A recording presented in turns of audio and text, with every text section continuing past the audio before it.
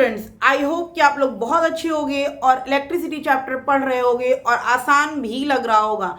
तो last class हम लोगों ने क्या देखा था? पोटेंशियल डिफरेंस देखा था और आप लोग को पोटेंशियल डिफरेंस समझ में भी आया होगा। तो आज हम लोग बच्चों स्टार्ट करने जा रहे हैं इलेक्ट्रिक सर्किट। इलेक्ट्रिक सर्किट क्या होती है? सिंपल सा एक सर्किट है जिसमें करंट फ्लो करता है। उस सर्किट में क्या होगा? बैटरी होगी, बल्ब होगा, रेसिस्टर होगा और एमीटर वगैरह होगा, जिसको मैं आगे बता रही हूँ क्या होता है। तो ये सारे कॉम्बिनेशन को ही हम एक इलेक्ट्रिक सर्किट कहते हैं। जैसे मैंने लिखा है, electric circuit is a closed conducting path in which electric current flow continuously. यानी कि एक ऐसा पाथ है जिसमें करंट कंटिन्यूअसली क्या कर रहा है? फ्लो कर रहा है। तो उसमें क्या क्या होते हैं? उसमें हमारे क्या हो सकते हैं? सेल और battery, conducting wire, switch and loads, बहुत सारे छोटे छोटे इलेक्ट्रिकल इक्विपमेंट, इलेक्ट्रिकल कंपोनेंट होते हैं जिसको मैं बता रही हूँ आगे। लेकिन मैं आप सिंपल बता दूं कि अगर आपको कोई पूछे इलेक्ट्रिक सर्किट क्या है, what is electric circuit? Electric circuit simple एक क्लोज कंडक्टिंग वायर है जो करंट को कंटिन्यूअसली क्या कर रहा है? फ्लो करवा रहा है। चलिए हम लोग कुछ इलेक्ट्रिकल कंपोनेंट के बारे में देखेंगे।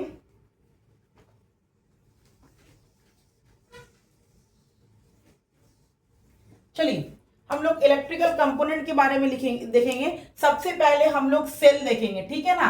सेल, जो आप लोग सेल का नाम सुने होंगे, तो सेल का जो सिंबल होता है वो ये होता है, ठीक है ना। ये होता है, ये इसका पॉजिटिव होता है, ये इसका निगेटिव होता है, ठीक है ना।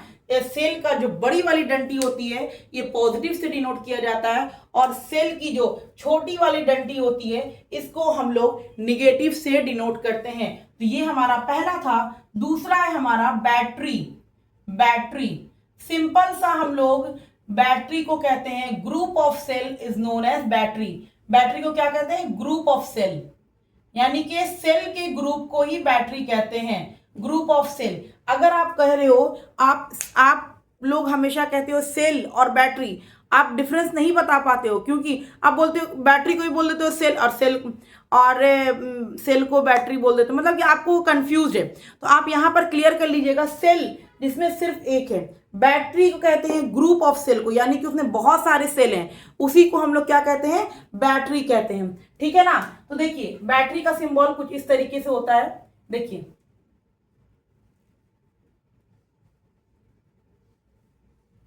इस तरीके से बैटरी होती है, positive negative, positive negative, positive negative, positive negative. यानी कि एक सेल के दूसरे सेल से पॉजिटिव से निगेटिव से कनेक्ट हो जाता है।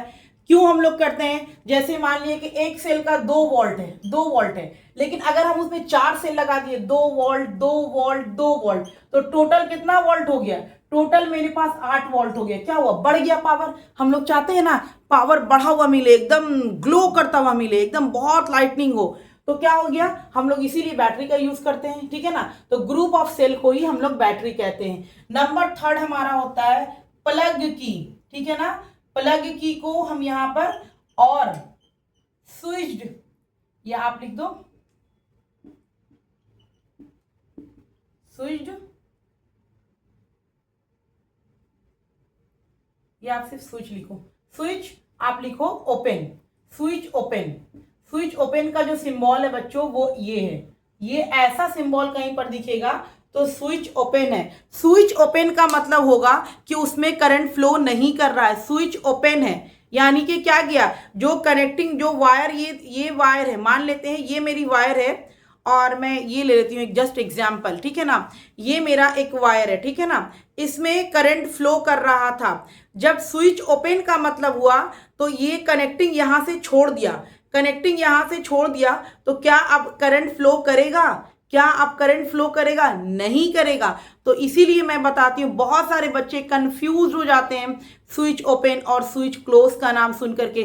स्विच ओपन का मतलब है कि करंट फ्लो नहीं कर रहा है, स्विच ओपन का मतलब है करंट फ्लो नहीं कर रहा है। स्विच ओपन है, देखिए ये स्विच ओपन है, ये अभी करंट फ्लो कर रहा था, करंट फ्लो कर रहा था, मैंने स्विच को ओपन कर दिया, ओपन कर दिया, कनेक्टिंग हट गया, क्या करंट फ्लो करेगा? नहीं करेगा। तो इस बात को ध्यान रखिएगा, ठीक है ना। अब हमारा 4th पॉइंट आता है, वो है हमारा स्विच क्लोज्ड। प्लग की पहले लिख देते हैं, प्लग की, या आप इसको स्विच बोल सकते हैं। प्लग की बोलिए या स्विच बोलिए। ओपन और क्लोज दो चीज रहता है। क्लोज आपको कुछ ऐसा दिखेगा, क्लोज में आपको छोटा सा डाउट दिखेगा। तो इस केस में करंट फ्लो कर रहा है, करंट फ्लो करता है, ठीक है ना, ऐसा दिखेगा तो करंट, यहां पे current not flow, current not flow, ठीक है ना। मैंने आपको बता दिया कि ओपन, जब आपको ओपन कहेगा तो यानी कि उसमें करंट फ्लो नहीं कर रहा है, और जब क्लोज्ड कहेगा तो यानी कि उसमें करंट फ्लो कर रहा है। मैंने जस्ट आपको एग्जांपल दिया कि ये एक कनेक्टिंग वायर है, ठीक है ना, ये एक कनेक्टिंग वायर है आपका। आप क्या कर रहे हो, स्विच ओपन कर रहे हो, जैसे ओपन किए तो ये ओपन किए, देखिए करंट यहां से आ रहा था, अब यहां के बाद उसको जंक्शन नहीं मिल रहा, क्या फ्लो कर पाएगा उधर, नहीं कर पाएगा। इसीलिए जब स्विच ओपन होता है तो करंट फ्लो नहीं करता है। जब हम, अब ये स्विच ओपन था, यहां से करंट आ रहा है, मैंने स्विच को क्लोज कर दिया, बंद कर दिया, तो करंट फ्लो करेगा ना अब। तो ये होता है रीजन, ठीक है ना, स्विच ओपन और स्विच क्लोज का। यहां पर ध्यान रखिएगा, आगे चल करके जब आपको सर्किट मिलेगा तो सर्किट में कहीं पर कहेगा स्विच ओपन है, बहुत सारे बच्चे कंफ्यूज कर जाते हैं, जब स्विच ओपन है तो करंट फ्लो करेगा, नहीं, स्विच ओपन हुआ करंट डिस्कनेक्ट हो गया, ठीक है ना। मैंने आपको एग्जांपल दे दिया, स्विच ओपन करंट नहीं फ्लो करेगा, स्विच क्लोज्ड किए अब तो पूरे में करंट फ्लो करेगा ना, देख लीजिए। समझ में आ गई बात, क्लियर है पॉइंट, तो इस पॉइंट को याद रखिएगा। अब हमारा फिफ्थ पॉइंट आता है, फिफ्थ पॉइंट है हमारा, ठीक है, ए वायर ज्वाइंट, ठीक है ना, एक वायर ज्वाइंट। इसका आपको ज्यादा यूज नहीं आएगा लेकिन आपको जानना जरूरी है क्योंकि एनसीईआरटी ने मेंशन किया है, तो हम लोग जानेंगे हर एक चीज को जो एनसीईआरटी ने कह दिया है, ठीक है। आपको ज्वाइंट जो दिखेगा वो कुछ इस तरीके से दिखेगा, ठीक है ना, ज्वाइंट वायर, कोई वायर अगर दूसरे वायर से ज्वाइंट होगा तो इस तरह का शेप दिखेगा, इस तरह का आपको डायग्राम कंपोनेंट दिया रहेगा जहां पर हमारा वायर क्या होगा, ज्वाइंट होगा। क्लियर है, एनसीईआरटी ने दिया है इसका मतलब कि इंपॉर्टेंट है, इसलिए बिना इंपॉर्टेंट के काम मत करिएगा। बहुत सारे बच्चे बोलते हैं स्विच ज्वाइंट, वायर ज्वाइंट का कोई इंपॉर्टेंस नहीं है, आपको इंपॉर्टेंस रहे मत रहे, एनसीईआरटी ने दिया है तो हमें फॉलो करना है, पूरी तरीके से फॉलो करना है। NCERT is the best book, कोई बुक भी एनसीईआरटी के साथ कंपेयर नहीं कर सकते हैं हम, ठीक है ना। तो हमारा वायर ज्वाइंट का हो गया। अब हमारे फिफ्थ है ना, six, wire crossing, wire crossing without joining, without joining यानी कि बिना ज्वाइन किए वायर एक दूसरे से क्या है, क्रॉस है,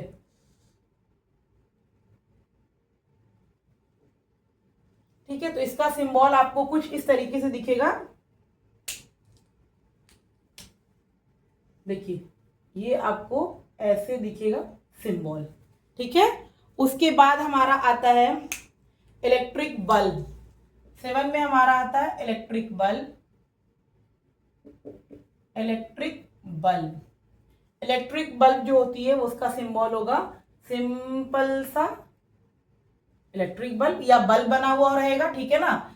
और 8 में जो हमारा आता है बच्चों वो होता है a resistor of resistance, a resistor of resistance यानी कि रेसिस्टेंस समझिए, आगे मैं इसको समझाऊंगी, आपको टेंशन लेने की जरूरत नहीं है, सब कुछ मैं समझाऊंगी। तो इसका जो होता है रेसिस्टेंस का वो कुछ इस तरीके से होता है, लेकिन अभी कुछ टाइम से ये रेसिस्टेंस का जो है डब्बा में भी दिखा रहा है, तो इसके बारे में भी आगे मैं बताऊंगी, जब रेसिस्टेंस बताऊंगी तो उसको भी क्लियर करूंगी कि वो डब्बा क्यों शो कर रहा है।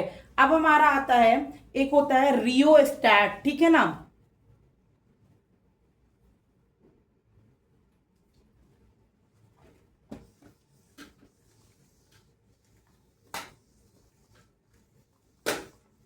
एक होता है हमारा रियोस्टैट, 9 में हम लिख लेते हैं रियोस्टैट। रियोस्टैट का जो सिंबल होता है वो क्या होगा, इस तरीके से रेसिस्टेंस बना रहेगा और इस पे एक एरो का साइन ऐसे कटा रहेगा, या रेसिस्टेंस बना रहेगा इस पे एरो का साइन कुछ इस तरीके से शो किया रहेगा। अगर कहीं पर भी सर्किट में इस तरह का दिखेगा तो वो रेसिस्टेंस नहीं रियोस्टैट बन जाएगा। अगर रेसिस्टेंस होगा तो सिंपल आपको इस तरह दिखेगा, लेकिन अगर वो रेसिस्टेंस रियोस्टैट होगा तो आपको सिंबल ऐसा दिखेगा। इसका यूजेज और कहां पर यूज किया सब मैं बताऊंगी, बट अभी कभी सिर्फ मैं सिंबल बता रही हूं। उसके बाद 10 में आता है हमारा एमीटर, एमीटर और एम मीटर का जो सिंबल होता है वो होता है, एम मीटर जो है वो इस तरीके से रहता है सर्किट में, प्लस माइनस के साइन से, ठीक है। उसके बाद 11 में हमारा आता है voltmeter. Voltmeter, ammeter, voltmeter सब मैं डिटेल में बता रही हूँ, आप टेंशन ना लीजिए, ठीक है। इसका सिंबल होता है कुछ इस तरीके से, पॉजिटिव निगेटिव। उसके बाद हमारा 12 में आता है गैल्वेनोमीटर, ठीक है ना, गैल्वेनोमीटर, ठीक है। गैल्वेनोमीटर जो होता है हमारा जी से यूज करते हैं और इसमें कोई पॉजिटिव निगेटिव साइन नहीं रहता है। तो ये हो गया एमीटर, वोल्टमीटर एंड गैल्वेनोमीटर। तो सबसे पहले हम लोग एमीटर के बारे में पढ़ेंगे कि एमीटर हमारा क्या होता है। सबसे पहला हम लोग एमीटर के बारे में पढ़ने जा रहे हैं कि व्हाट इज एमीटर। उसके बाद वोल्टमीटर भी जानेंगे, उसके बाद गैल्वेनोमीटर भी जानेंगे। सबसे पहले लेकिन हम लोग एमीटर के बारे में जानेंगे, व्हाट इज एमीटर। देखो, एम मीटर एक डिवाइस है जिससे हम लोग करंट मेजर करते हैं। अब किसी भी सर्किट में करंट कितना फ्लो कर रहा है ये तो जानना पड़ेगा ना, तो ये जानने के लिए हम एक डिवाइस का यूज करते हैं जिसका नाम है एम मीटर। सिंपल, करंट का ऐसा यूनिट क्या है, एम्पेयर। एम्पेयर से बन गया एम मीटर। समझ में आ रहा है? ऐसे याद रहेगा आप लोग को कि करंट की ऐसा यूनिट क्या होती है, करंट की ऐसा यूनिट हमारी एम्पेयर होती है, और उस डिवाइस को जिससे करंट मेजर किया जाता है उसका नाम है एमीटर। समझ में आ रही बात? एमीटर क्या है? It is a device, number 1 point, it is a device used for measuring current, ठीक है ना। अब आप किसी सर्किट में कितना करंट जा रहा है तो उसको तो चेक करना पड़ेगा ना। ऐसा तो नहीं करोगे ना कि आप हाथ लगा के चेक कर रहे हो कि भाई कितना करंट फ्लो कर रहा है, तो क्या हो गया, आप ही चल बसोगे। समझ में आ रही बात? तो करंट को मेजर करने के लिए जो इंस्ट्रूमेंट का यूज करते हैं वो हमारा कहलाता है एमीटर। जो डिवाइस का यूज करते हैं वो कहलाता है एमीटर, ठीक है ना। इसके सेकेंड पॉइंट में आप लोग लिख लीजिएगा, it has positive and negative terminal. इसके पास पॉजिटिव और निगेटिव टर्मिनल होते हैं। तो एमीटर का कुछ सिंबल ये मैं बना देती हूँ बगल में फिर से, ठीक है ना। ये है, ये पॉजिटिव, ये निगेटिव, ठीक है ना। Ammeter it has a positive and negative terminal. इसके पास पॉजिटिव और निगेटिव टर्मिनल बोलते हैं, रहते हैं। अब हम लोग कैसे इसको सर्किट में लगाते हैं, ठीक है ना।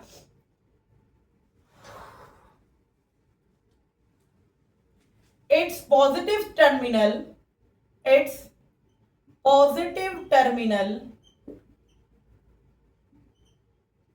is joined to the positive terminal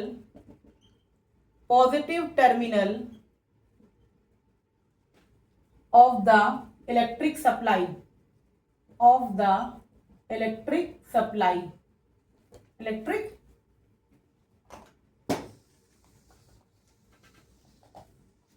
supply. समझ में आ रहा है? And negative terminal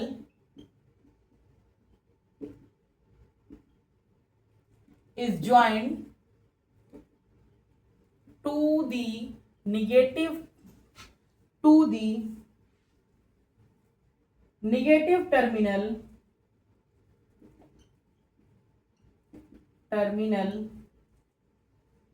of the supply, ठीक है ना, ऑफ द सप्लाई।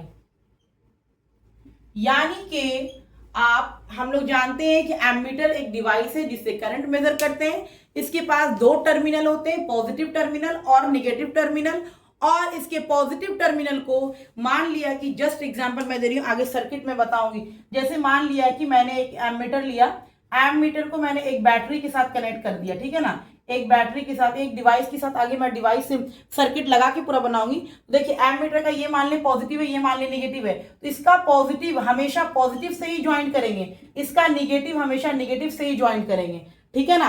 आप ऐसा नहीं कर सकते हो। मान लिया कि आपने एमीटर लगाया और एमीटर का आपने क्या किया कि इसका पॉजिटिव इधर था, नेगेटिव इधर था, आपने इसका पॉजिटिव को नेगेटिव की तरफ लगा दिया, नेगेटिव को पॉजिटिव की तरफ लगा दिया, ऐसा नहीं होगा। यानी कि एम्प मीटर का जो पॉजिटिव टर्मिनल होगा वो जिससे आप एनर्जी दे रहे हो, जिससे आप इलेक्ट्रिसिटी प्रोवाइड कर रहे हो, उसके पॉजिटिव टर्मिनल से ही ज्वाइन करना पड़ेगा, और नेगेटिव टर्मिनल को उसके नेगेटिव टर्मिनल से ज्वाइन करना पड़ेगा। ये जो बात मैं बोल रही हूं ये बहुत इंपॉर्टेंट है, क्योंकि आप जब सर्किट का क्वेश्चंस करोगे तो यहां पर बहुत यूज होने वाला है, इसलिए इस बात को ध्यान रखिएगा। जो एम्प मीटर का पॉजिटिव है वो जिससे आप इलेक्ट्रिसिटी सप्लाई कर रहे हो उसके पॉजिटिव टर्मिनल में जाएगा, और उसका निगेटिव पार्ट जो है उसके निगेटिव टर्मिनल में जाएगा। अगर आपने यहां पर गलत कर दिया तो मैं आपको सच बता रही हूं कि आपका नंबर 0/0 होने वाला है। इसीलिए इलेक्ट्रिसिटी चैप्टर बहुत ज्यादा इंपॉर्टेंट होता है, क्योंकि इसमें इलेक्ट्रिसिटी में कौन से इंस्ट्रूमेंट को, कौन से डिवाइस को कहाँ पर अटैच करना है, किधर से पॉजिटिव आना चाहिए, किधर से नेगेटिव आना चाहिए, ये बहुत इंपॉर्टेंट है इस चैप्टर का। इसीलिए ये चैप्टर थोड़ा मुश्किल होता है। तो याद रखिएगा, एम्प मीटर का एक पॉजिटिव टर्मिनल होता है, एक नेगेटिव टर्मिनल होता है। पॉजिटिव को पॉजिटिव से ज्वाइन करते हैं, नेगेटिव को नेगेटिव से ज्वाइन करते हैं, तभी एम्प मीटर सही से फिक्स हो पाएगा किसी सर्किट में। उसके बाद हम लोग लास्ट पॉइंट एम्प मीटर के बारे में लिखेंगे।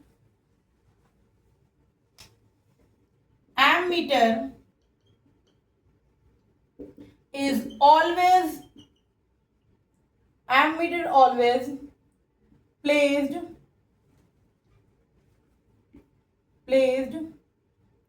in a series across the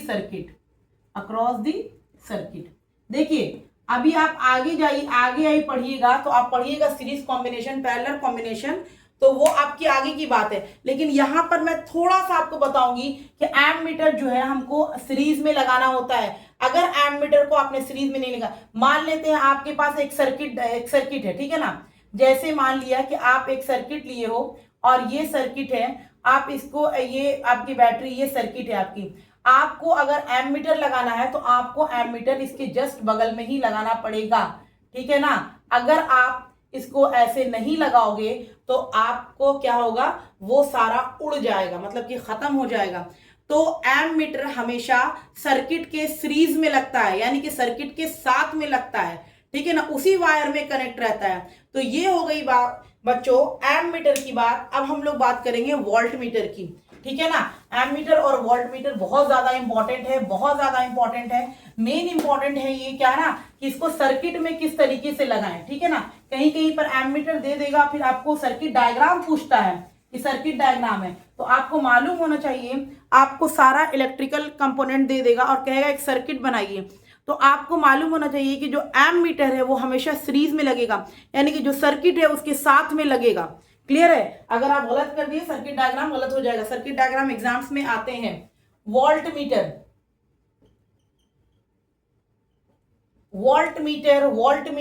देखिए मैंने आपको कहा एम्पेयर से आया एम्प मीटर, वोल्ट से आया वोल्ट मीटर। यानी कि कहीं पर अगर आपको पोटेंशियल डिफरेंस मेजर करना है, तो वहां पर आपको जो डिवाइस यूज करना पड़ेगा उसका नाम है वोल्ट मीटर। वहां पर जो डिवाइस यूज करना पड़ेगा उसका नाम क्या है, वोल्ट मीटर।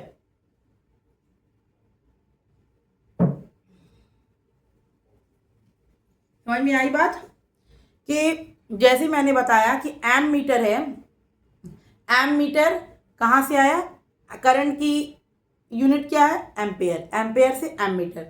पोटेंशियल डिफरेंस की यूनिट क्या है, वोल्ट, वोल्ट से वोल्ट मीटर। यानी कि पोटेंशियल डिफरेंस मेजर करने के लिए, यानी कि वोल्टेज को नापने के लिए जो इंस्ट्रूमेंट का यूज करते हैं उसे हम कहते हैं वोल्ट मीटर, ठीक है ना। इस बारे में लिख लेंगे। It is a device used for measuring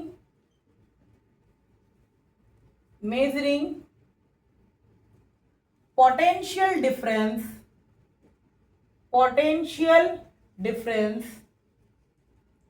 used for measuring potential difference between two point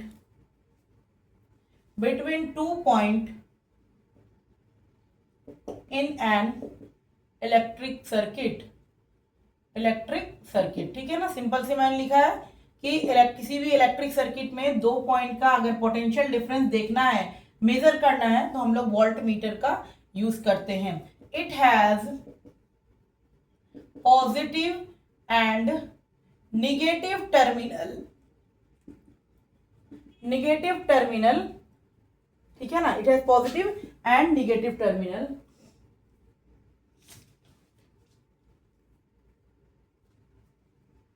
उसके बाद a voltmeter is always placed in parallel across the circuit. यानी कि आपको एक बात मालूम, पैरेलल क्या होती है, यही ना होती है, बचपन में पैरेलल लाइन पढ़े होंगे, बस वही बात है यहाँ पर ही, वही चीज है यहाँ पर ही, पैरेलल।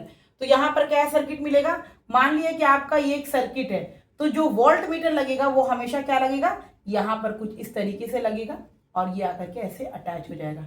ठीक है ना, तो ये ऐसे वोल्ट मीटर लगेगा, सिंपल। जो पैरेलल का मीनिंग आप बचपन में पढ़े हो कि हाँ ये पैरेलल होता है, ये पैरेलल होता है, वही पैरेलल है और कुछ नई चीज नहीं है, यहाँ पर सिंपल पैरेलल है। ठीक है ना, तो ये हो गया हमारा वोल्ट मीटर। और एक टर्म और हमारा आता है जिसका नाम है गैल्वेनोमीटर। ठीक है, गैल्वेनोमीटर का आपको 10th में उतना यूज नहीं है, लेकिन 12th में आपका पूरा यूज होगा गैल्वेनोमीटर का। अभी सिर्फ 10th में आप लोग जान जाइए गैल्वेनोमीटर क्या होता है और इसको क्या कहते हैं, क्यों यूज किया जाता है। गैल्वेनोमीटर में हम लोग क्या करते हैं, करंट के डायरेक्शन को मेजर करते हैं। ठीक है ना, करंट के डायरेक्शन को मेजर करते हैं, तो इसको हम लोग क्या कहते हैं, गैल्वेनोमीटर। ठीक है ना, तो गैल्वेनोमीटर में हम लोग लिखेंगे it is a device used for detecting the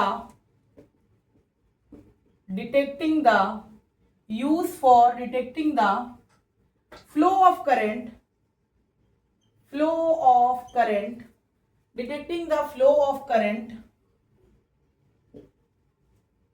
in an electric circuit।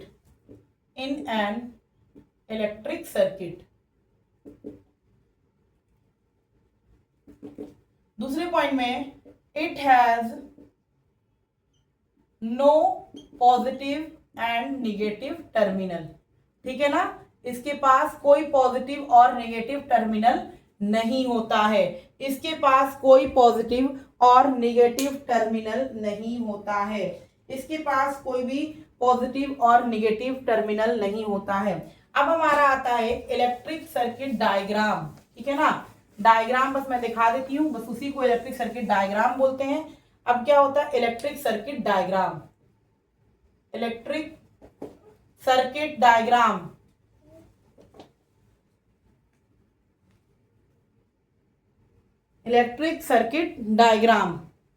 ठीक है ना, इलेक्ट्रिक सर्किट डायग्राम मेरा क्या होता है, बस एक सर्किट में सारे कंपोनेंट को यूज किए गए। जैसे एक इलेक्ट्रिक सर्किट है, इसमें बल्ब लगा हुआ है, ठीक है ना, और इसमें एमीटर देखिए सीरीज में लाके एमीटर लगाया गया, यानी कि उसी वायर में लाके एमीटर लगा दिया गया।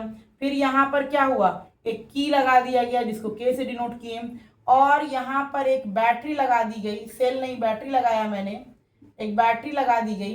ठीक है, और ये ऐसे कनेक्ट हो गया। ठीक है ना, अब आप देखिए बैटरी के निगेटिव टर्मिनल से, इसका ये पॉजिटिव टर्मिनल है, ये निगेटिव टर्मिनल है। ठीक है ना, तो पॉजिटिव को पॉजिटिव ज्वाइन की, ये एक सर्किट है, आपको पता होनी चाहिए सर्किट के क्यू।